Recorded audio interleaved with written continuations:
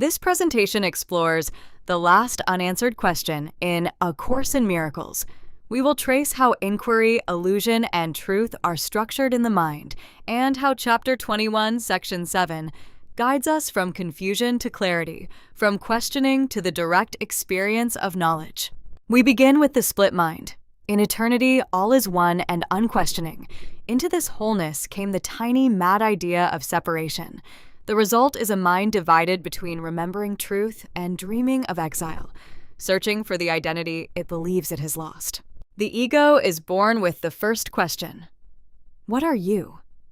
This question introduces doubt about our creator and our reality.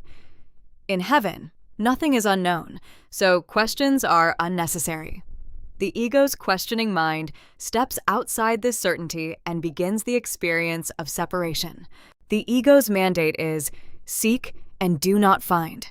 It fuels a cycle of lack and guilt, pushing us to search outside ourselves for love and safety.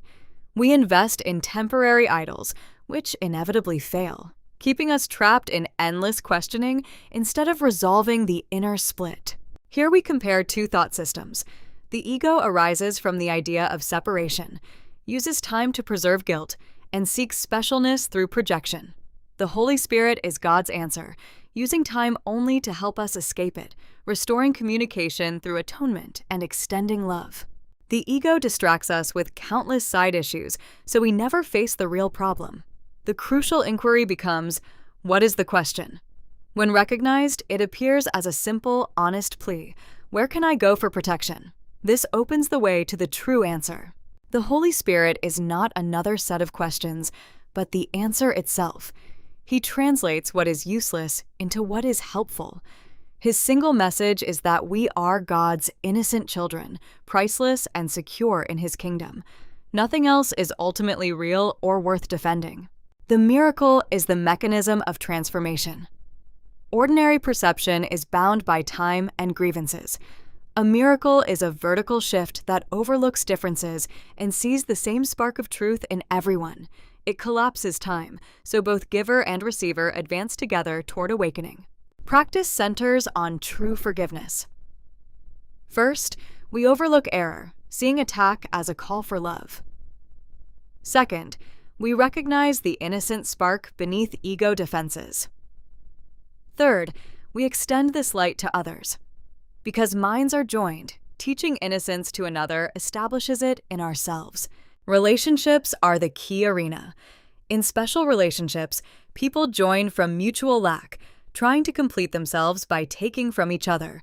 In holy relationships, they recognize shared guiltlessness and give the relationship to the Holy Spirit, allowing it to become a classroom for awakening. The circle of atonement illustrates inclusion. Everyone we meet, we either place inside this circle or leave outside. To exclude a brother is to condemn ourselves to darkness. By blessing another's innocence, we join him in the light. Holiness is recognized only when it is shared. As the ego's complexity falls away, we reach a threshold question. Do I want the problem or the answer? We made the problem, but God has already provided the solution. Our task is simply to choose for the answer and allow it to be true for us. Near the real world, we have questioned our identity, our brothers, and the world itself. Through forgiveness, reason has undone much of our insanity. With the ego dismantled, only one inner resistance remains. Preparation is complete. We now stand ready for the final inquiry. The last unanswered question is deeply personal. Will I let the final veil of denial be lifted and accept my complete innocence?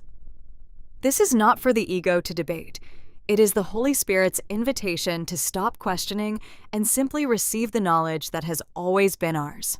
The journey concludes not with a new theory, but with the quiet end of questioning. Knowledge is timeless and beyond doubt.